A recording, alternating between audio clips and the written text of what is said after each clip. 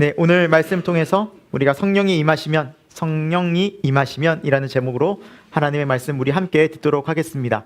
오늘의 설교 목적 진술을 말씀드리겠습니다. 오늘 설교를 통해서 성령님이 우리에게 오신 이유와 또 어떻게 임하시는지를 알게 하는데 목적이 있습니다. 왜 오셨는가? 성령님이 오시면 또 뭐가 좋은가? 그리고 또 어떻게 임하시는가? 성령님이 임하시는 모습들은 어떠한가? 그 지점들을 살펴볼 텐데요. 성령님 우리에게 자유와 기쁨을 주러 오신 분이십니다. 이 세상에서 참 자유, 참 기쁨입니다. 여러분 세상에서도 자유와 기쁨을 이야기하죠. 그렇죠? 자유를 위해서 목숨까지 버리기도 하고 기쁜 일이라면 자신의 모든 돈도 또 힘도 정욕도 다 쓰면서 그 기쁨을 추구하려고 세상은 바라고 원하고 있지만 정말 어디에 참 기쁨과 진정한 자유가 있는지 성경에서 우리가 그것을 찾을 수 있고 우리가 주님을 만날 때 성령 안에서 그것을 발견할 수 있거든요. 그래서 그렇구나. 하나님께서 우리가 갈망하는 진정한 자유, 진정한 기쁨이 이 바로 주 안에 성령 안에서 누릴 수 있는 것이구나라는 것을 알게 될 것입니다. 그리고 성령께서 임하실 때는 각 사람에게 임하신다라는 거죠. 그리고 성령께서 임하시면 우리가 압니다. 임하셨구나. 성령이 내게 오셨구나. 오늘 우리 아침에 찬양할 때 성령이 오셨네, 성령이 오셨네, 내 주에 보내신 성령이 오셨네 했는데 여러분 성령이 오셨습니까? 어떻게 하세요? 어떻게 이거? 그걸 아는 게 문제인 거죠, 그렇죠? 온다고 했는데 어떻게 오시는 거지? 이게 막연한 게 아니라 진짜 이렇게 오시는구나, 이렇게 임하시는구나. 성경에 나와 있고요, 알 수 있고요, 경험합니다. 그 지점들을 우리가 살펴볼 것입니다. 그리고 끝으로 성령님이 임하시면 굉장히 우리는 이제 기쁘다, 좋다, 자유하다, 즐겁다라고 말하는데 세상 사람들은 그렇게 보지 않습니다. 오늘 말씀해 보면 비웃습니다. 비방합니다. 술 취했다고, 술 주정한다고 놀립니다. 더 나아가서 핍박합니다. 공격합니다. 세상은 하나님을 대적합니다. 하나님이 없는 이 어두운 가운데 있는 세상은 여전히 하나님을 싫어합니다. 그런 것들도 다 영적으로 의미가 있거든요. 그래서 오늘 성경 말씀을 통해서 그런 것들을 살펴보고 그렇구나. 우리가 성령을 받아야 될 이유가 명확하고 또 그렇게 성령이 오셔서 우리에게 함께 하는 삶이 너무너무 중요하구나. 이거는 우리에게 반드시 임해야 되는 놀라운 사건이구나 라는 것을 저와 여러분이 마음 깊이 새기는 또 그 성령을 간구하는 우리 새생명교회 되기를 예수님의 이름으로 축원합니다. 네, 제가 이게 몇 번의 또 간증 겸 예화를 든 이야기지만 여러 번 들으신 분들은 또 다시 그냥 다시 기억하는 마음으로 또 들으시기 바라고요. 제가 고등학교 1학년 시절 찬양팀을 했습니다. 찬양팀을 했었는데 그 현충일이었어요. 왜 이 날을 기억하냐면 그때 찬양팀 선생님이 현충일에 갈 곳 없는 사람들 모여서 우리 같이 찬양하자라고 했을 때 갈 곳 없는 찬양팀 인원들이 모였어요. 약속도 없고 친구도 없고 놀러도 안 가고 돈도 없는 친구들이 이제 모여가지고 찬양이 즐거우니까 그때 뭐 찬양 너무너무 그냥 즐거웠어요. 그래서 찬양팀 이 친구들이 한 20명 정도 모였어요. 20명. 찬양팀만 20명이었어요. 저희 교회 고등학교 1학년 아이들이 한 200명 됐어요. 200명. 그러니까 교회가 큰 교회예요. 사이즈가 좀 큰 교회여서.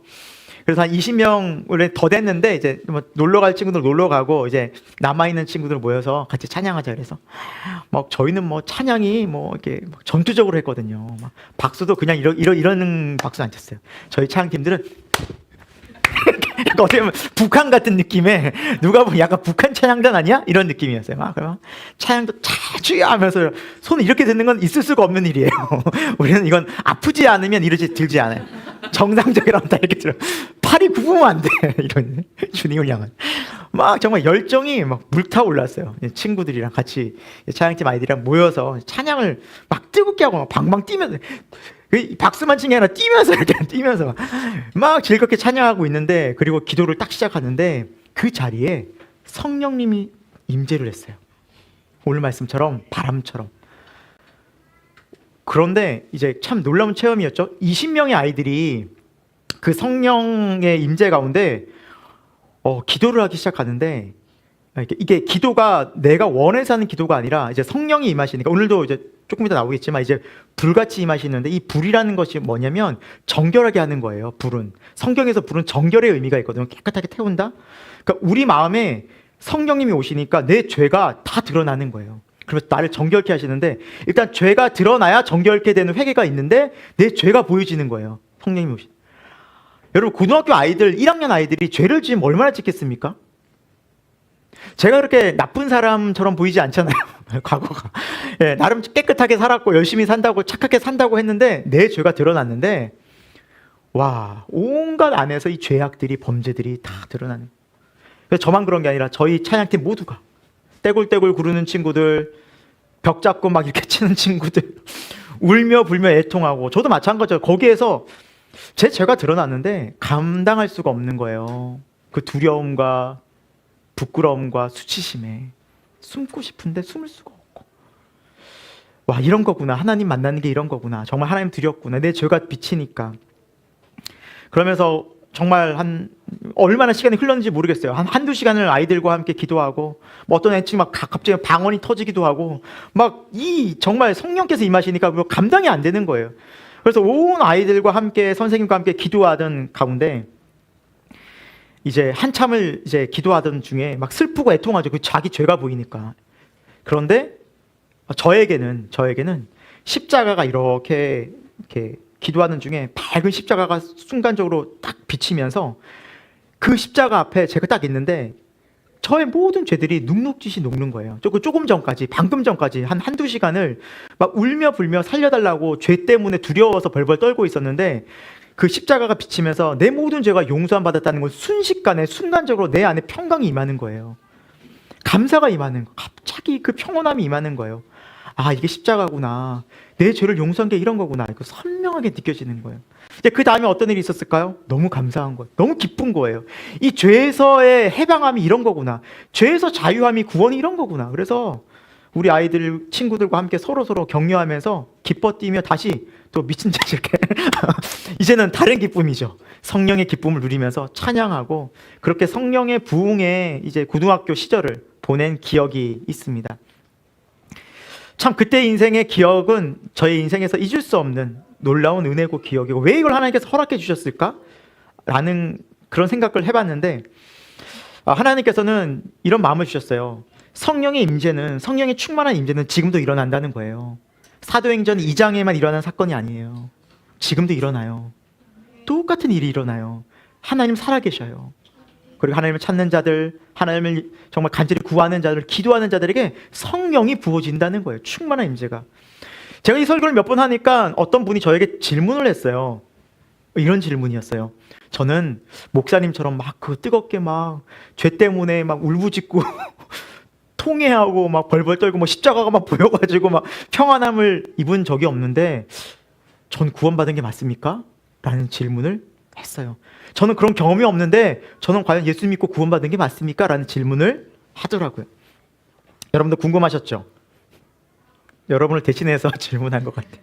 어떤 분들 이런 간증을 하면, 저렇게 해야 구원받는 거구나. 난 저런 경험이 없는데. 근데 여러분, 성경은 구원에 대해서 이렇게 말씀하고 있습니다.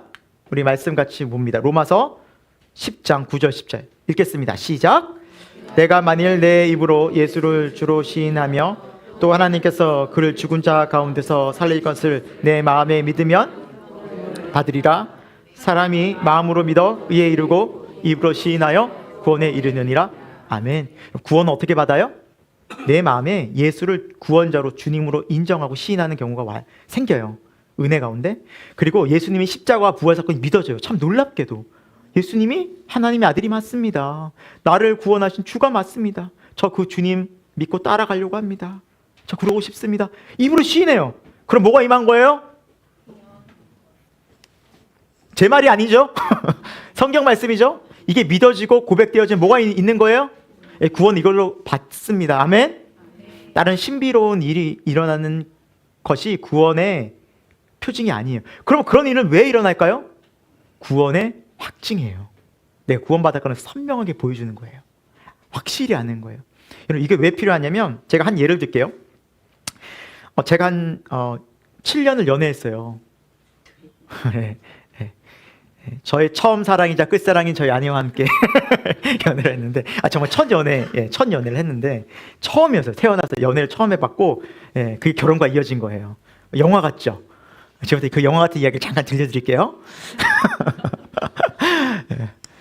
처음에 이제 아내를 교회에서 보고 뭔가 이제 처음부터 사귀지는 않았을 거 아니겠습니까? 그래서 좋아하는 감정이 딱 있는 거예요. 그래서 저도 연락을 하고 아내도 연락을 해서 식사하자.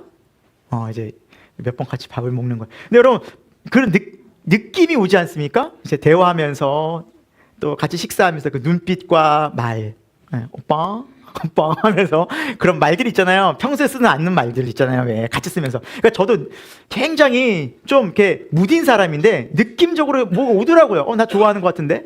그리고 좋아하지 않는데 어떻게 1대1로 식사를 하나. 그런 눈빛과 말투와 이런 분위기에서 뭔가 내가 지금 나를 좋아하고 있구나라는 느낌을 받았어요. 저는 그랬어요. 그런데 그렇게 교회를 보고 계속 의식을 하잖아요. 근데 이걸로는 뭔가 부족한 거예요. 그러니까 확실하지 않으니까 그 다음에 이게 단계가 안 나가는 거예요. 그래서 이거를 좀 확실하게 알고 싶어서 한 번은 이제 만나서 좀 마음을 적극적으로 좀 제가 좀 표현했어요. 솔직한 마음이 어떤가? 우리가 사귀어도 될 것 같은가? 이제 그런 표현들을 딱 했어요. 그때 그 장소가 건대 입구역이었어요. 지하철 7호선. 그 아니었어요. 저는 똑똑히 기억해요. 왜냐하면 그때 아내가 표현을 했거든요. 갑자기 저에게 손을 딱 내미는 거예요. 제가 잡았죠. 딱. 야, 그때 그 모든 염려와 불안과 두려움이 눈 녹듯이 사라지는 거예요. 이 사람은 나를 사랑하는구나. 됐다. 이제부터 오늘부터 1일이다 하면서 딱 손잡고 이제 딱 그 지하철을 딱 나왔죠. 그 다음부터 이제 의심이 안 들죠. 이 사람이 나를 사랑하나, 날 좋아하나, 관심 있나 없나 이런 생각이 안 들죠. 마치 이런 거예요, 여러분. 성령님이 오신 이유가 이런 거예요. 성령님을 제가 표현하고 예시하려다 이런 얘기를 한 겁니다. 하나님을 내가 믿는데, 예수님도 믿는데 뭔가 내 인생은, 내 삶은 구원받은 것 같기도 하고 어떤 날은 또 안 받은 것 같기도 하고 또 하나님을 내가 사랑하는 것 같기도 하고 또 아닌가? 내가 하나님의 백성이 아닌가? 왔다리 갔다리 몇 번 왔다리 갔다리 하고 어떤 데는 좋았다가 어떤 데는 아닌 것 같다가 몇 번을 하는 거예요. 그때 성령님이 필요한 거예요. 그래서 성령님이 오신 거예요. 성령님이 충만히 임하시면 다시는 그런 생각이 안 들어요. 확신이 들어요. 와, 하나님 나를 사랑하시는 게 맞구나. 하나님 나를 이렇게 사랑하시는구나. 하나님 나를 구원하신 게 맞구나. 그런데 이건 여러분 세상의 다른 누구와의 사랑과 달라요. 세상의 사랑은요, 손잡아도 나중에 손 못 잡게 할 때도 있어요. 좋아한다고 사랑한다고 말했다가 헤어질 수도 있어요. 그러나 성령님은 아니에요. 나의 잡은 손, 그 구원은 흔들리지 않아요. 영원히. 할렐루야. 그분이 성령님이에요. 성령님이 오시는 게 좋겠어요? 안 오시는 게 좋겠어요? 무조건 오시는 게 좋아요, 여러분. 믿음이요, 선명이죠. 저도 이제 그 사건, 고등학교 1학년 이후로 하나님 나를 사랑하시는가? 내가 구원받았나? 내가 천국 갈 수 있을까? 단 한 번도 고민하지 않았어요. 그 이후로. 딱 끝났어요. 정리돼 버렸어요. 지금까지. 사랑하는 여러분, 성령님은 우리에게 임하셨습니다. 믿는 자도 구원받은 자도 성령의 충만함이 필요한 것입니다. 그 이유가 무엇입니까? 여러분이 하나님을 믿는다면, 내가 구원받았다면, 내가 하나님 안에서 성령으로 거듭났다면 그런 명확한 증거들이 확실한데 내 믿음 생활은 왜 이렇게 힘이 없고, 내가 지금 예수님 믿으면서도 왜 이렇게 말씀을 이루는데 내 삶은 왜 실제되지 않았는가? 라는 그 이유가 어디에 있을까요? 성령이 충만히 임하지 않은 것에 있다는 사실입니다. 여러분, 그래서 기도해야 됩니다. 간구해야 돼요. 성령이 충만해요. 그러면 우리 삶이 완전히 달라요. 예수님 믿는 게 이런 거구나. 신앙생활이 이런 거구나. 성경 말씀이 진짜 내 삶과 똑같구나. 어쩜 이렇게 똑같지라는 하나님의 놀라운 은혜를 경험하는 이 땅 가운데 삶이 될 줄로 믿습니다. 오늘 그러한 은혜가 저와 여러분 가운데 충만하기를 소망합니다. 첫 번째, 오늘 말씀을 통해서 성령님은 자유와 기쁨을 주러 오셨다라는 것을 살펴보겠습니다. 자유와 기쁨의 성령님이십니다.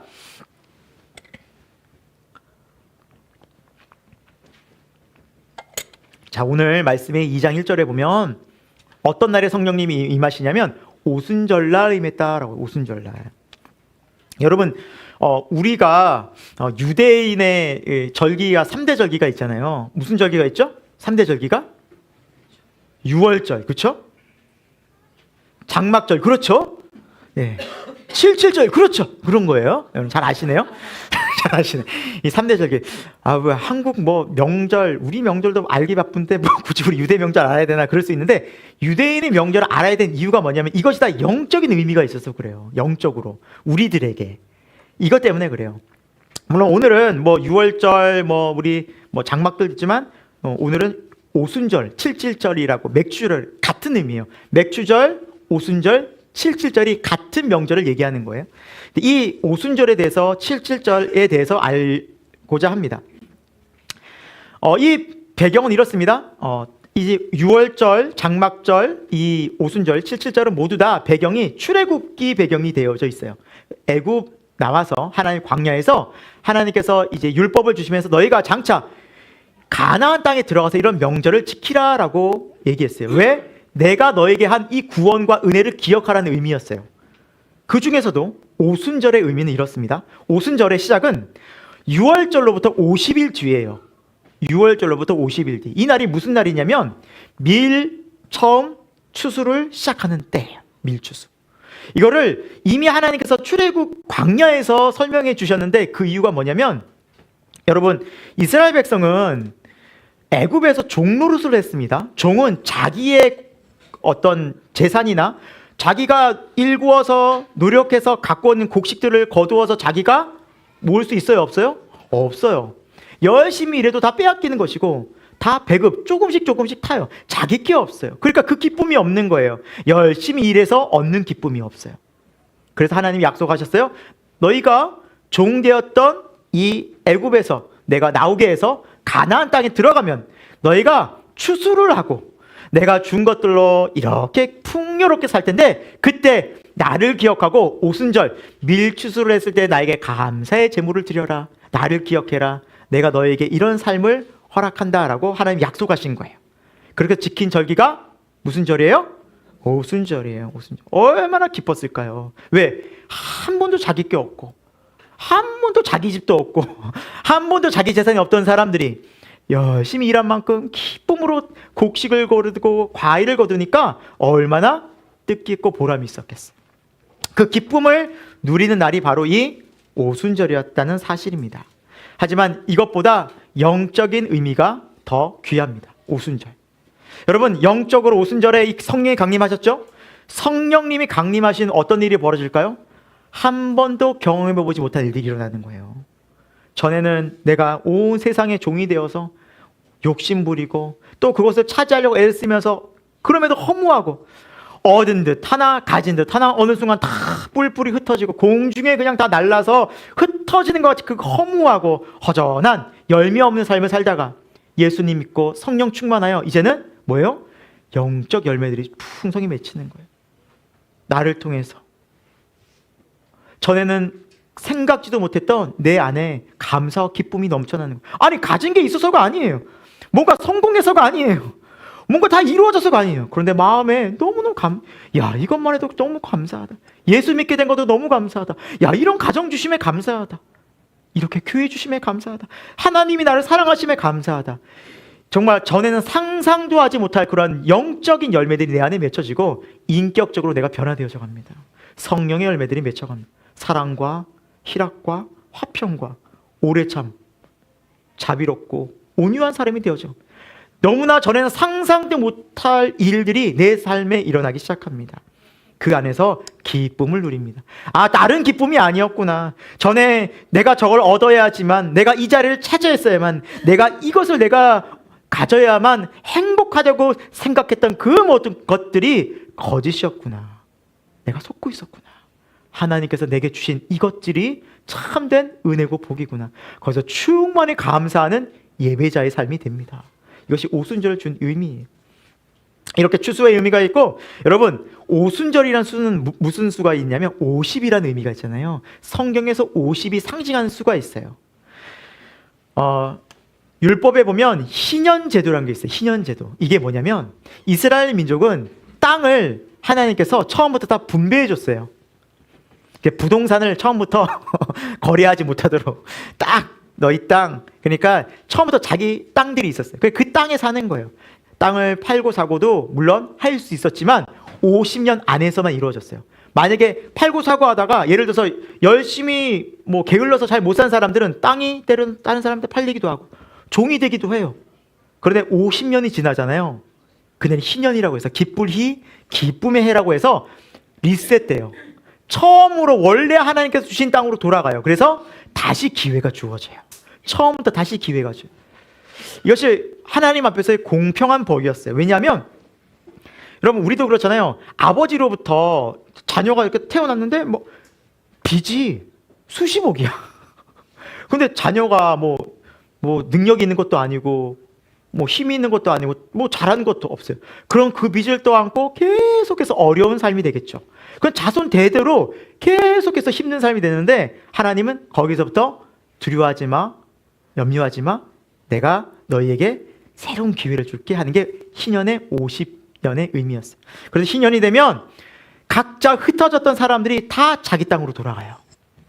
그들을 억누고 있었던 종의 노예의 관계들 다 깨져요. 그들이 눌려 있었던 모든 빚들이 다 탕감되어져요. 그리고 하나님께서 새로운 기회를 주시는 거예요. 희망과 소망을 바라볼 수 있는 날이 희년이었어요. 이스라엘은 이것을 계속해서 지키도록 하나님께서 명령하셨어요. 근데 여러분 이것 또한 영적인 의미가 더욱더 중요하다는 거예요.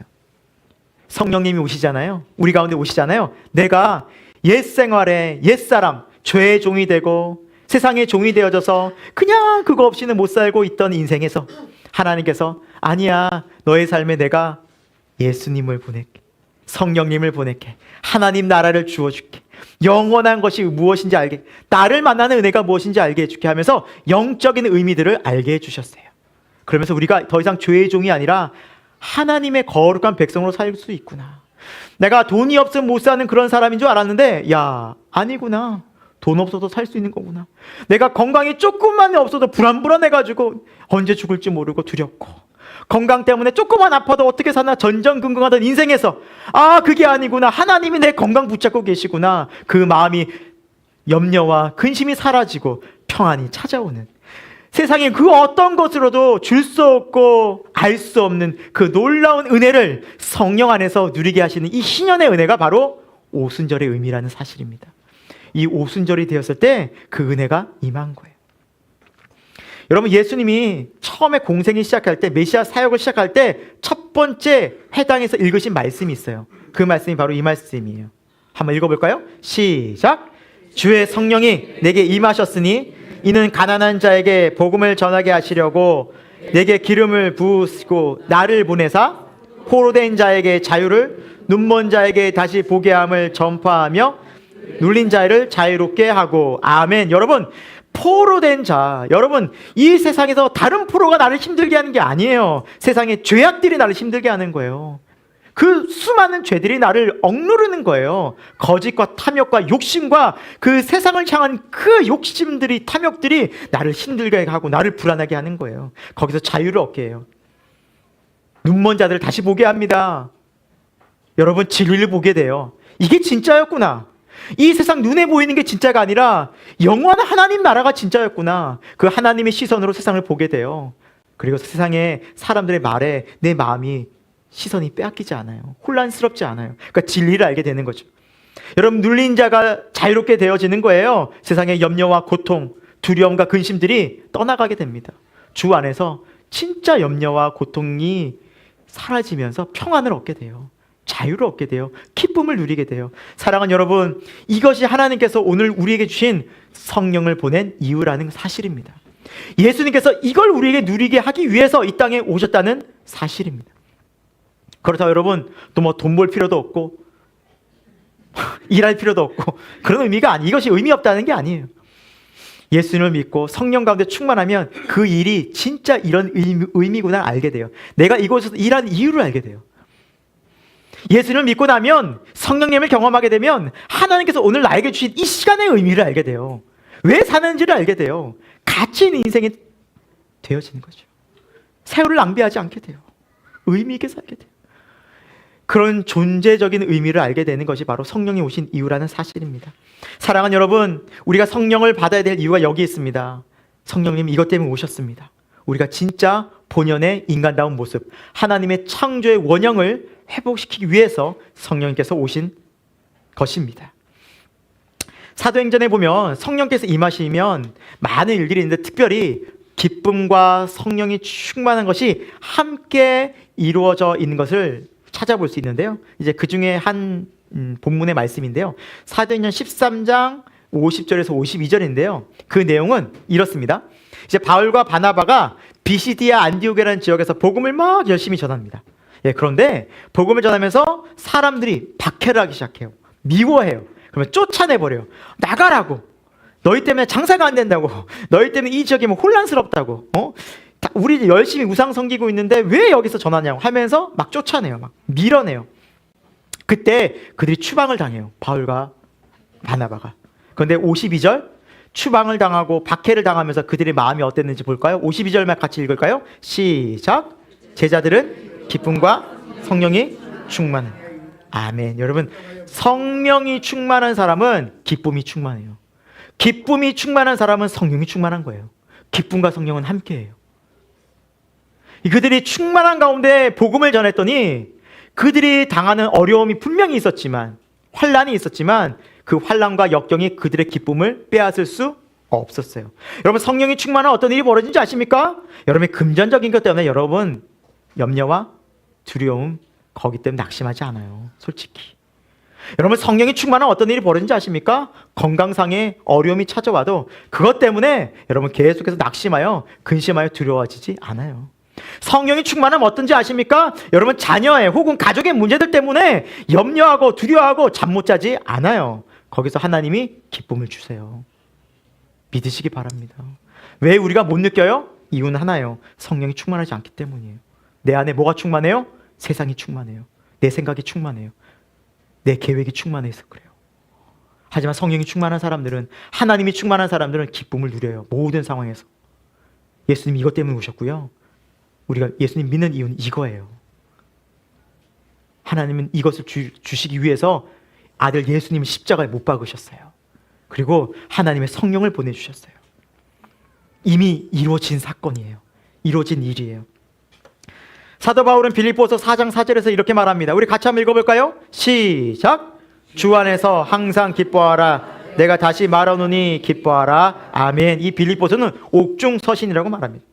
바울이 로마의 감옥에 갇혔을 때 쓴 서신이, 에베소서나 빌립보서처럼 옥중에서 쓴 거예요. 여러분, 감옥에 갇힌 사람이 자유롭고 기쁘겠어요? 아니면 밖에 있는 사람이 자유롭고 기쁘겠어요? 우리가 상식적으로 생각했을 때 밖에 있는 사람이 자유롭고 기쁠 거 아니겠습니까? 그런데 바울은 오히려 말해요. 감옥에 있으면서도 너희가 좀 기뻐해라. 주 안에 좀 기쁘게 살았으면 좋겠다. 오히려 감옥에 있는 사람이 오히려 더 기쁜 거예요. 여러분, 이것을 하나님께서 우리에게 주시기 위해서 성령님을 보내주셨습니다. 하나님께서 주신 기쁨과 자유와 평안은 세상 환경과 조건에 따라서 달라지는 것이 아닙니다. 왜 그럴까요, 여러분? 왜 그럴까요? 이 자유와 기쁨의 본질이 무엇일까요? 하나님이기 때문에 그래요. 주 안에 거할 때. 오늘 말씀을 보십시오. 주 안에서 항상 기뻐하래요. 내가 주님과 연합되어 있을 때 기쁨이 오는 것이지, 주님과 연합되지 않으면 기쁨이 찾아오지 않아요. 예수님 믿고도 주님과 연합되지 않을 수 있을까요? 예, 그럴 수 있어요. 내 안에 주님 모시면서도 내 마음이 자꾸 세상에 가 있고 내 생각이 자꾸 저런 주위의 것들에, 환경에 가 있으면, 마음이 거기 가 있으면 나도 주님과 연합되지 않은 상태로 살아가는. 그럼 내 마음이 어때요? 예수님 믿는다 하면서도 그 기쁨이 오래가지 않고 잠깐인.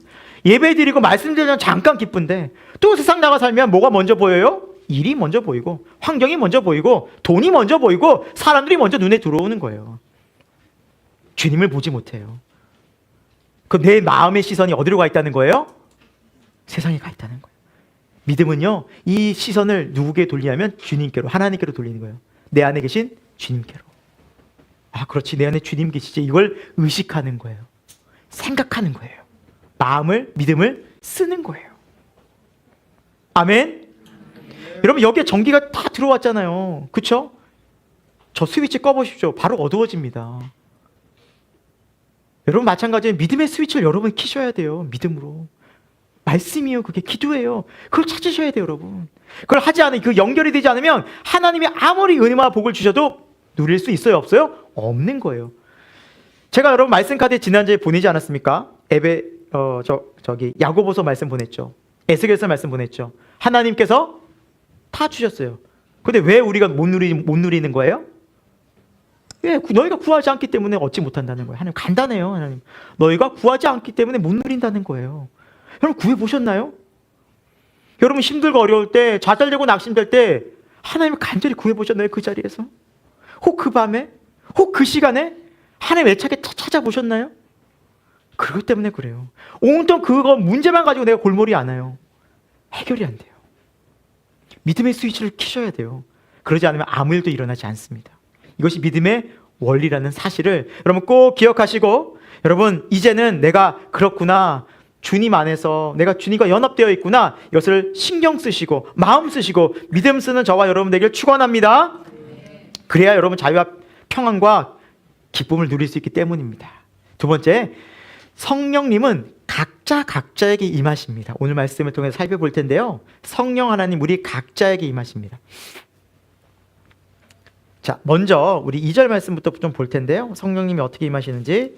자, 2절 같이 읽어볼게요. 시작.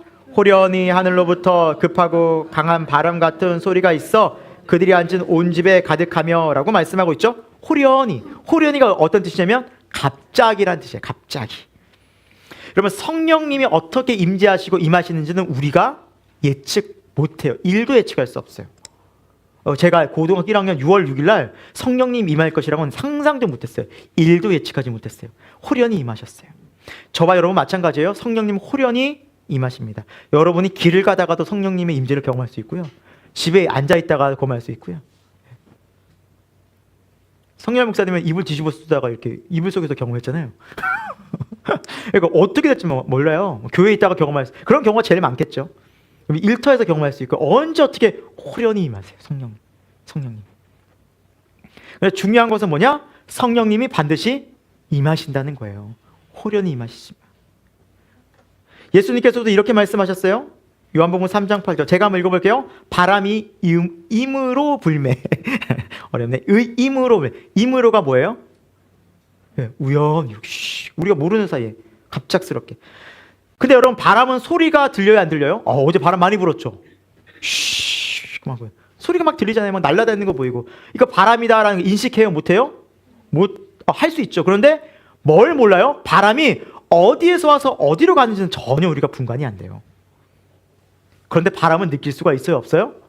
있다라는 거예요. 그러니까 성령님도 똑같다는 거예요. 어디로 와서 도대체 하늘에서 오시는지, 뭐 땅에서 솟아나는지, 뭐 좌에서 오는지 우에서 오는지 알 수가 없는데 어느 순간 나한테 갑자기 임하시는데, 그 성령님 바람처럼 확실하게 느낄 수 있는 분이 성령님이에요.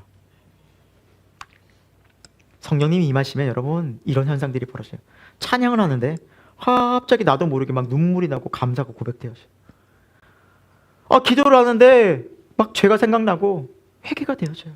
내가 죄인인 걸 막 깨달아져요.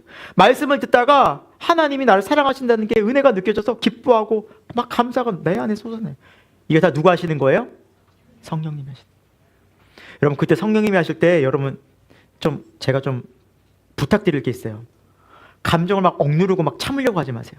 눈물 흘리면 안 돼. 막 참아야 돼. 계속 성령님이 이렇게 계속 주시는데도 막 그걸 막 인위적으로 막으려고 막 감사하고 기쁜데 안 돼. 내가 여기서 이러면 채통 없이 막 이러면 안 되지. 그러지 마세요. 성령께 마음 막 드리세요. 이렇게. 그럼 여러분의 생각과 마음을 이렇게 만지세요. 여러분 사람이 건강하다는 게 뭔지 아십니까? 희노애락이 선명한 겁니다. 희노애락이. 기쁠 때 기쁜 것이고 슬플 때 슬퍼할 줄 알고 화낼 때 제대로 화낼 줄 알고 화낼 때 화내는 거죠. 그러니까 그런 하나님의 사람으로 하나님 바꿔 가시는 거예요. 정말 기뻐할 땐 기뻐하고 슬퍼할 땐 슬퍼하고. 그게 건강한 사람이고 건강한 믿음이에요. 성경에 보면 다윗처럼 기뻐하고 또 다윗처럼 슬퍼한 사람이 없어요. 기뻐할 때는 어느 정도 기뻐했어요? 춤을 추는데 바지가 벗겨질 정도로 춤을 췄대요. 굉장히 얼마나 춤을 또 잘 췄을까요? 바지가. 또 슬퍼할 때는 얼마나 슬퍼했을까요? 다윗 시편에 이런 시편이 있어요. 주여 내 눈물을 주의 눈물병에 담으소서. 얼마나 많이 울었던지 그 눈물을 계속해서. 그러니까 막 다윗의 일생은요, 눈물 없이는 볼 수 없는 인생이었어요. 맨날 통곡하고 눈물을 흘리고 슬퍼. 여러분, 믿음의 사람은요, 성령의 사람은 하나님께서 이렇게 만들어 가시고 만지시는 대로 이렇게 순종하는 사람이에요. 때로 하나님께서 울게 하시면 울기도 하고, 또 기뻐하게 하시면 기뻐도 하게. 그러면 사람이 건강해지는 거예요. 건강해지. 혹시라도 성령님께서 여러분의 마음을 이렇게 만지실 때 여러분 그것을 이렇게 순응하고 눈물 흘릴 때 눈물 흘리세요. 억지로 참지 마요. 또 기뻐할 때 기뻐하시고, 박수 치시면 박수 치시고.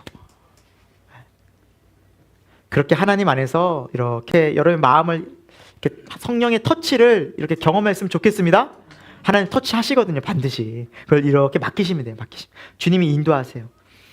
그리고 오늘 말씀해 보면 성령님이 어떻게 임하시냐면 불의 혀처럼 각 사람이 임하신대요, 불의 혀처럼. 그래서 이렇게 성령님이 임하시면 불같은 성령이 임한다고 해서 막 내 안이 막 뜨거워지고 이런 걸 상상하시는데 이러지 않아요. 여기서 불은 그런 의미가 아니라 아까 전에 처음에 얘기했듯이 태운다는 의미예요. 정결케 한다는 의미예요. 그래서 성령이 임하시면 회개하게 돼요. 회개. 내 죄를, 하나님 내 안에 죄를 다 태워버리세요. 정결케 하시는 거예요. 성령이 임하신 증거예요. 회개가 돼요. 깊은 회개가 돼요. 그리고 각 사람에게 임하세요. 성령님은요, 인격적인 분이세요. 각 사람 임해서 여러분 각자에게 맞는 말씀을 하세요. 그리고 여러분의 상황을 다 하세요. 여러분의 슬픔이 이유가 뭔지도 다 하세요. 네, 다 하세요. 여러분, 예를 들면 우리가 어떤 무대에서 연극을 볼 때 많은 이제 관객들이 있잖아요. 그러면 이제 주인공이나 배우들이 나와서 막 연극을 보면 각 무대 사람들은, 이 관객들은 무대의 주인공이나 그 사람을 보면서 감정이입을 하죠. 그렇죠? 네, 그래서 각자가 느껴요. 어떤 경우에는 그런데 무대에서 이런 경우가 있어요. 오늘 사연을 소개합니다. 여기 뭐뭐뭐 어떤 분 나오셨습니까? 손 들어보시죠. 이 사람을 초대해요. 생일 맞으셨다면서요? 앞에 나오세요. 그러면 어떤 배우가, 주인공이 확 축가 불러줘요. 그러면 그 시간은 자기만의 시간이죠. 그쵸? 그 사람이 이 사람을 위해서만 딱 축복하는 시간이잖아요. 그쵸? 얼마나 감격스러워요. 그러니까 여기 앉아서 그냥 공연 보는 정도가 아니라 거기서 내가 주인공이 돼서 나를 만나고 이 배우가 나를 막 축복해주고, 이 현상이 너무너무 감격스럽고 막 그 시간이 너무 차원이 다른 거예요. 성령님의 임재가 이런 거예요. 여러분 각자가 여러분 다 여러 명이 있지만 성령님은 각자에게 임해서 너 왔냐? 그래, 그렇게 힘들고 내가 알고 있어. 그렇게 말씀하시는 분을 만나는 거예요. 뭉퉁대가지고 이렇게 만나는 분이 아니라 각자에게 임하시는 거예요. 그때 여러분 그 마음을 여시고 기도하면 성령의 충만한 임재 속에 이제 하나님을 인격적으로 깊이 알아가는 은혜가 임할 것입니다. 기도의 시간도 마찬가지예요. 기도의 시간도 그 하나님을 인격적으로 만나는 거예요. 여러분 사랑하고 좋아하는 사람 있어요? 네. 여러 사람이랑 만나고 싶어요? 아니면 1대1로 만나고 싶어요? 뭐 그냥 사랑이고 뭐고 요즘에 관심도 없고 그냥 마음이 냉랭하네요. 네, 여러분 정말 좋아하는 사람에서 1대1로 만나고 싶죠. 같이 얘기하고 싶고 그렇잖아요. 그래서 시간 보내고 싶은 거예요. 하나님도 마찬가지예요. 하나님이 사랑이 그런 거예요. 아가서는 여러분 술람미 여인과 솔로몬의 사랑이에요. 1대1의 사랑이라고요. 그걸 왜 연애 소설을 왜 거기, 소설이 아니죠. 연애 이야기를 왜 거기에 적어놨을까요? 하나님이 나를 그렇게 사랑하신다는 거예요.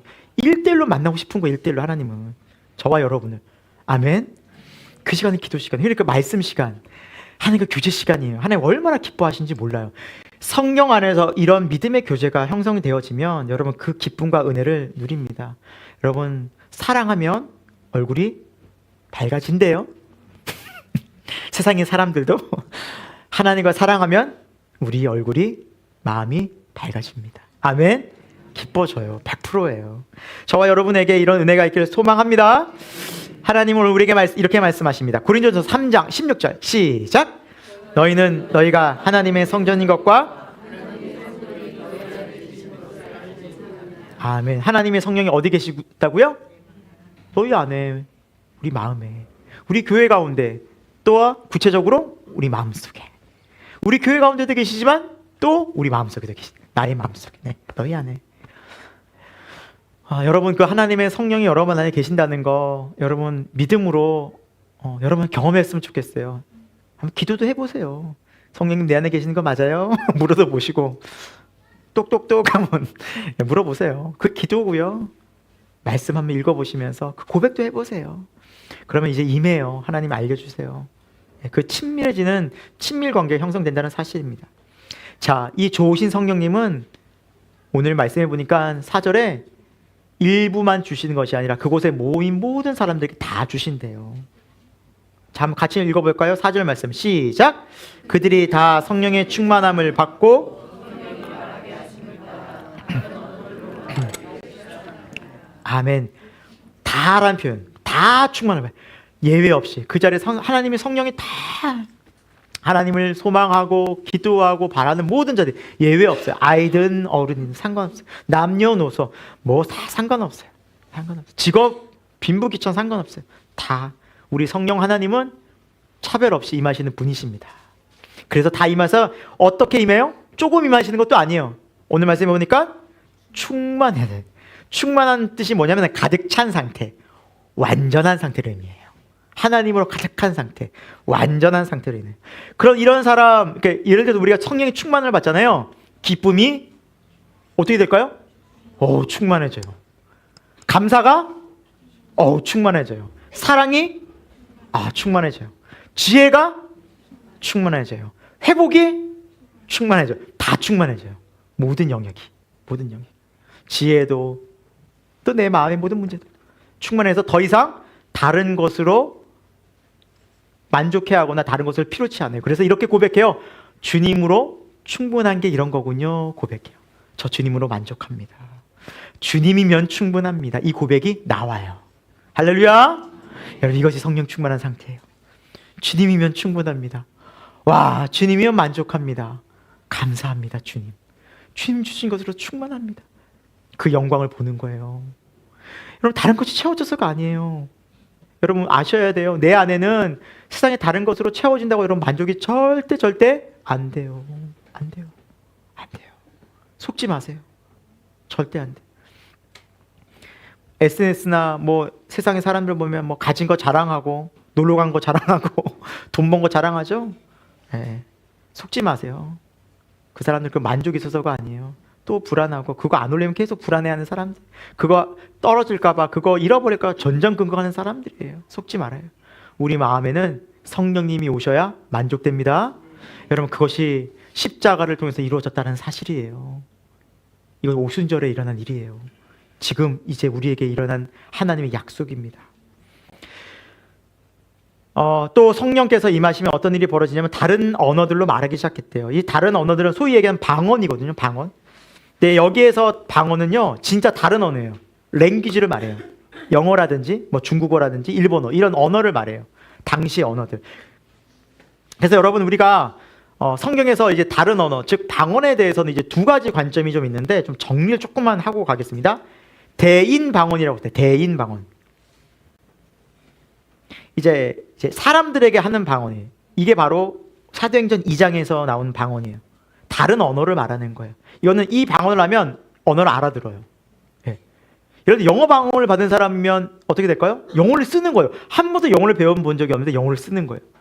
저희 고등학교 때 고등부 때 이 설교하니까 고등학교 우리 아이들이 몇몇은 기도했어요. 영어 방언 받게 되라고. 근데 결국 못 받았어요. 결국 못 받았는데 잘못된 의도였죠. 진짜 이렇게 일본어라든지 중국어라든지 이런 방언 받은 사람이 있어요. 실제로. 왜? 그건 목적이 뭘까요? 선교하라고, 복음 전하라고 이런 방언을 줄 때도 있어요. 두 번째, 대신 방언이 있어요. 이건 뭐냐면 하나님과 1대1로 하나님 앞에 하는 방언이에요. 여러분이 소위 대부분 받은 방언들 있잖아요. 랄랄랄랄 하면서 이렇게 하는 거 방언들 있어요. 그 방언이 뭐예요? 이 대신 방언. 하나님과 1대1로 한 영적 언어예요. 그런데 이 방언은 고린도전서 14장에 나오는데 좀 우리가 잘 정리해야 돼요. 여러분 이거는 하나님과 나와의 언어이기 때문에 내가 말하면서도 내가 그 방언의 통역의 은사를 받지 않으면 내가 말하는 게 뭔 뜻인지 잘 몰라요. 그래서 공동체에서 교회에 있을 때는 이 방언을 하지 말라고 했어요. 단 방언을 할 때에는 통역하는 사람이 있으면 방언을 하랬어요. 그래서 우리 교회는 통성 기도할 때 방언 기도하지 마십시오라고 얘기해요. 우리 교회는. 제가 몇 번 얘기했죠. 저도 방언을 해요. 하지만 개인 기도할 때 해요. 예. 그것은 뭐예요? 하나님과 1대1로 개인 기도할 때 하나님 주신 거예요. 이 방언이란 게. 지금 이 대신 방언은 대부분. 예. 그리고 만약에 교회에서 하려면 질서를 따라서 통역이 있으면 하라고 성경의 고린도전서 14장에 나와 있어요. 예. 그래서 어떤 교회에서는 뭐 저도 전에 다녔던 그런 많은 교회들이 보면 막 그냥 통성 기도할 때 막 방언으로 막 기도해요. 사실은 성경의 엄밀한 성경의 질서에서는 그거는 하나님이 기뻐하시는 건 아니에요. 그래서 우리 교회에서는 방언하시는 분들도 있겠지만 개인 기도하실 때 쓰시고 많이 유익해요. 다 같이 있을 때는 막 방언으로 기도하지 마시기 바랍니다. 우리 교회는 교회 질서를 따르겠습니다. 왜 아멘을 안 하세요? 하겠다는 거예요, 계속. 네. 아니, 교회 질서라서 그래요. 이거는 성경에서 말하는 질서이기 때문에 철저히 제가 지키겠습니다. 네. 이건 개인 기도에 주인 거예요, 개인 기도에. 네. 유익함이 있어요, 분명히 유익함이 있어요. 네. 쓰시고. 자, 이렇게 방언에는 두 가지가 있어요. 그럼 여러분, 오늘 방언을 이렇게 한 말씀을 사람들이 이렇게 막 들으면서 옆에 사람이 어떤 반응이 있어요? 다 놀라고 막 신기해하는 거예요. 그러면서 말하는 이 사람 갈릴리 사람들 아니야? 갈릴리 지역에 나는 사람들인데 어떻게 우리가 각 지역에 흩어져서 살았던 우리가 어떻게 이 언어를 알게 되지? 라고 말하는 거예요. 당시 이 오순절에는 각 지역에서 유대인들이 흩어져 살았거든요. 로마 지역이라든지 뭐 아랍 지역이라든지 애굽 지역이라든지 이집트라든지 흩어져 살던 사람들이 명절을 지키기 위해서 예루살렘으로 모였어요. 그러니까 자기 지역의 언어가 막 들리는 거예요. 이집트어가 들리고 그리고 막 로마 말이 막 들리고 막 이렇게 갑자기 이 사람들이 있으니까 너무 신기한 거예요. 그러니까 그런 일들이 일어났는데 그러면 왜 이런 일들을 성령님께서 행하셨을까라는 거예요. 왜? 이유가 있을 거 아닙니까? 그 이유는 사도행전 1장 8절에 기록된 것처럼 오직 성령이 너에게 임하시면 너희가 권능을 받고 땅 끝까지 이르러 내 증인이 되리라는 성령의 약속의 말씀을 응하게 하시기 위함이었다는 사실이에요. 성령께서는 복음의 전도에 끝까지 이것을 이루시겠다는 약속을 친히 하셨고 이루신다라는 말씀이에요. 하나님의 말씀은 여러분 단순히 그냥 거기서 멈추지 않아요. 반드시 이루어집니다. 믿으시기 바랍니다. 그래서 그래요. 성령님이 임하면 그 언어를 받고 복음을 전하러 나갈 수밖에 없는 거죠. 그래서 성령이 임하셨다는 사실입니다. 사랑하는 여러분, 하나님의 말씀은 지금도 1.1획도 변함이 없고 단어 하나도 떨어짐이 없이 반드시 이루어집니다. 성령이 임하셨고요. 성령님이 오시면 자유와 기쁨이 우리에게 평안이 임하고요. 그리고 하나님의 놀라운 은혜 속에서 우리가 진정한 구원의 능력과 소망을 경험하게 됩니다. 이 땅을 이기게 됩니다. 자, 끝으로 사람들의 반응을 보겠습니다. 놀라운 기적이 일어나고 놀라운 은혜가 임하고 놀라운 능력들이 그곳에 임했지만 많은 사람들이 이 반응에 좋아하지는 않았다라고 성경은 말씀합니다. 우리 같이 한번 볼게요. 12, 13절 시작. 다 놀라며 황당하여 서로 이르되 이 어찌된 일이냐 하며 또 어떤 이르는 조롱하여 이르되 그들이 새 술에 취하였다 하더라. 아멘. 어떤 사람은 뭐 놀라기도 하지만 놀랄 수 있죠. 그냥 그저 신비로운 일 정도로 놀라고 당황하고, 더 나아가서 어떤 사람은 뭐예요? 조롱해요. 새 술에 취했다. 술 취한 거 아니야? 술 먹고 주장하는 거 아니야? 라는 거예요. 얼마나 비아냥거리는 모습입니까? 여러분, 우리가 한 가지 알아야 될 귀한 사실이 있어요. 뭐냐면 하나님의 말씀이 전해지고 복음이 전해지고 또 성령이 임하는 놀라운 기적과 같은 이 기쁨의 일들 속에서도 세상은요, 그것을 조롱하고 싫어한다는 사실입니다. 우리를 구원하고 우리를 하나님께로 인도하고 이 죽음과 죄와 어둠에서 해방시키는 놀라운 은혜 사건임에도 불구하고 세상이 믿지 않고 하나님을 싫어하는 어둠 속에 있는 사람들은 이것을 싫어합니다. 대적합니다. 미워합니다. 조롱합니다. 여러분, 예수님 믿는다고 했을 때 여러분이 커밍아웃하거나 혹은 하나님에 대해 이야기했을 때 여러분 믿지 않는 사람의 반응 어떤지 아시죠? 경험해 보셨죠? 왜 나가 교회에? 떡이 나와 돈이 나와. 커디야, 목사 좋은 일 시킬 일이 있어? 야, 목사들 사기꾼이야. 거기 왜 바치고 있어? 이해를 못하고 있죠. 조롱하죠. 그런 일들이 우리 가운데 일어나고요. 성경은 여러분 사도행전 4장과 5장에 쭉 보면 이제 실제로 그리스도인들, 교회가 핍박을 받게 됩니다. 감옥에 갇히고 매를 맞고 더 뒤로 나가면 순교를 당하게 됩니다. 이것이 교회 역사였어요. 그리고 여러분 그때만 그럴까요? 지금도 그렇습니다. 제가 통계 하나를 찾아왔어요. 전 세계 박해받는 교회인 수. 예. 표를 보시면 그래프가 하향 곡선이에요? 상승 곡선이에요? 쭉 보면 상승이죠. 그렇죠? 그래프가 늘어나죠. 2018년부터 19년, 20년, 21년, 22년 계속해서 박해자의 수가 어떠해요? 네, 늘어나고 있어요. 앞엔 2억이요. 2억 1000명. 박해자의 수가. 2억 8천명, 3억 1000명, 3억 4천명. 불과 2, 3년 전이죠. 3억 5천 900만 명. 와.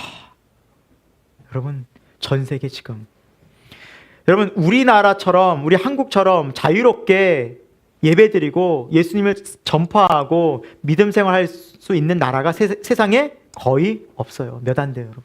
몇 안 돼요. 거의 대부분 박해 국가들이에요. 가까운 북한, 중국 그렇죠. 인도네시아, 아래쪽에 태국, 힌두교, 이슬람 국가죠. 중동, 이집트, 사우디, 이란, 이라크 다 이슬람 국가죠. 다 엄청난 핍박이 있는 나라들이에요. 아시아 지역이. 이 조그만 대한민국 나라에서만 우리가 이렇게 편안하게 어떻게 보면 이렇게 자유롭게 기쁨으로 예배하고 다른 나라에서는 뭐 중국이나 북한 같은 경우는 찬송가만 불러도 끌려가요. 잡혀가요. 감옥에 갇혀요. 엄청난 고난을 당해요. 사랑하는 여러분, 우리가 지금도 이 세상은 하나님을 대적하고 철저히 복음을 막고 그리고 예수 그리스도를 싫어한다는 것을 여러분 우리가 알아야 돼요. 한국에 있어서 우리가 잘 모르는 것뿐이지 이제 알아야 돼요. 아, 복음이 이런 거구나. 근데 저는 잘 모르겠어요. 앞으로 하나님께서 한국 또한 어떻게 될지 모르겠어요. 한국 또한 이 편안함이, 이 안락함이 언제까지 갈지 모르겠어요. 고난의 시기가 올 수 있을까요? 없을까요? 저는 올 수 있다고도 봐요. 충분히. 말세가 되면 고통하는 때가 이른다고 하거든요. 점점. 믿는 자의 수가 점점 줄어든다고 하거든요. 그건 하나님이 정해놓으신 거예요. 왜? 세상이 점점 악해지거든요. 그 이유가 뭘까요? 주님 오실 날이 가까워진 거예요.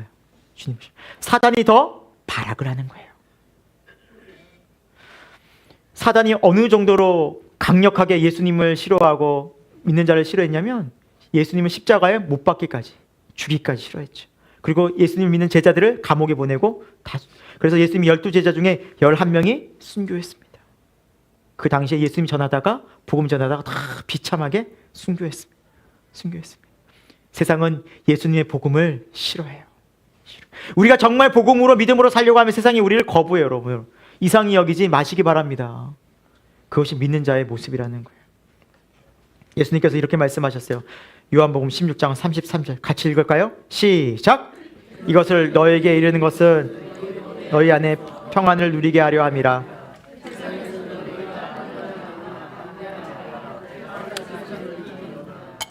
아멘. 주님이 말씀하셨어요. 하나님 우리에게 평안을 주시겠대요. 그 평안은 세상이 알 수도 없고 빼앗을 수도 없는 거예요. 세상에서 이렇게 우리가 주님 믿고 예수님 믿고 신앙생활을 하다 보면 뭐가 찾아와요? 환난이 반드시다는 거예요. 가족이 나를 핍박하기도 하고 친구들이 나를 조롱하기도 하고 세상에서 나를 어렵게 만들 수도 있어요. 하지만 주님 말씀하세요. 담대하래요. 세상을 이겼대요, 주님이. 우리가 주님과 함께 세상을 이기는 거예요. 믿음은요, 세상을 이기고 영원한 하나님 나라에 우리 마음이 가 있는 것입니다. 영생을 바라보는 것입니다. 아멘. 이걸 누가 주시는 거예요? 성령님이 오셔서 깨닫게 해주시는 거예요. 이 영생의 의미를 알고 하나님 나라에 확실한 소망이 있는 사람들만이 이 세상의 환난과 어려움을 견딜 수 있습니다. 아멘. 그렇지 않으면 다 넘어져요. 여러분, 하나님이 왜 환난을 이렇게 허락하실까요? 환난을 다 한다 그러잖아요. 왜 허락하실까요? 환난은 바로미터가 되는 거예요. 진짜 믿음이 있나 없나를 시험하시는 거죠. 우리의 믿음이 진짜인가 아닌가? 사단을 왜 그냥 내버려둬요? 시험하게 하는 거예요, 그냥. 왜? 믿는 자는 절대 못 쓰러뜨리거든요. 그런데요, 사단이 계속 시험하잖아요. 그러면 믿음이 드러나요. 진짜인지 가짜인지. 히브리서에도 나오죠. 배교하는 자가 있을 것이다.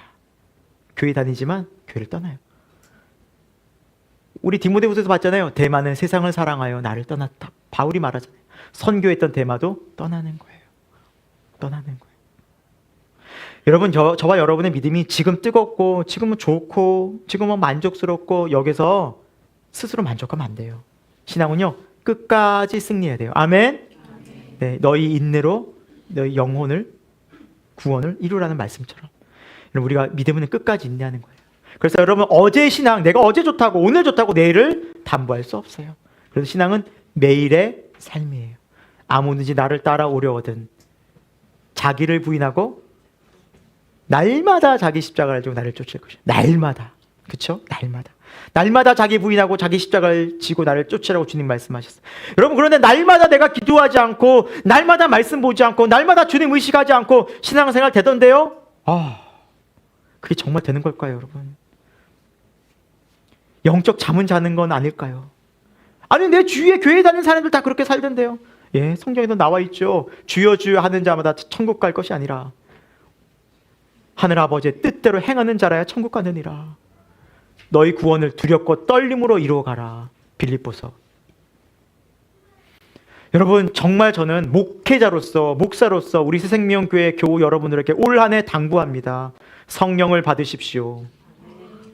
성령 충만을 임함을 경험하십시오. 기도하셔야 돼요. 여러분 스스로는 절대 세상 못 이겨요. 죄 못 이기고요. 또 세상과 타협해요. 또 무너지고 죄 가운데 살아갈 수밖에 없는 인생입니다. 에베소서 5장 18절 술 취하지 말라 이는 방탕한 것이니 오직 성령의 충만을 받으라 말씀하셨어요. 여러분, 괜히 그렇게 말씀이 있는 것이 아니에요. 우리는 성령이 충만하지 않잖아요. 세상에 취합니다. 여러분, 보는 거, 듣는 거, 여러분 오감을 만족시키는 거 세상에 얼마나 많아요. 얼마나 많아요. 여러분 어떻게 이기겠냐고요. 알잖아요. 순간순간 무너지는 거 알지 않습니까? 우리 연약한 모습 알잖아요. 근데 어떻게 기도하지 않고 살 수 있죠?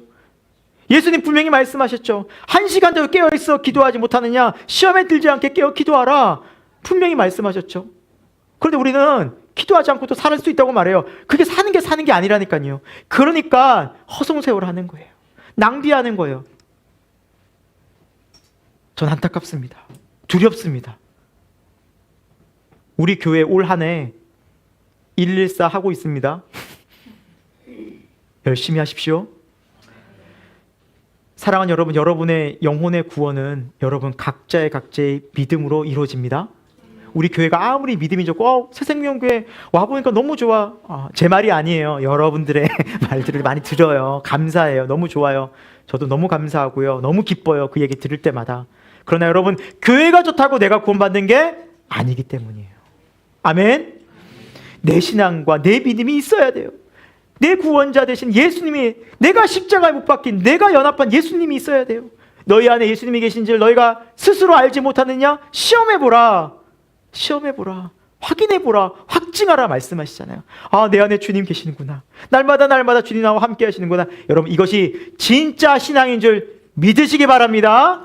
10년을 신앙생활 했어요? 50년을 했어요? 여러분, 목사예요? 아무 쓸모없어요.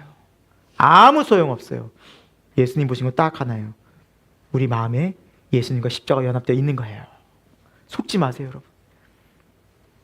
믿음은요, 이걸로 판가름 납니다. 말씀을 마무리합니다.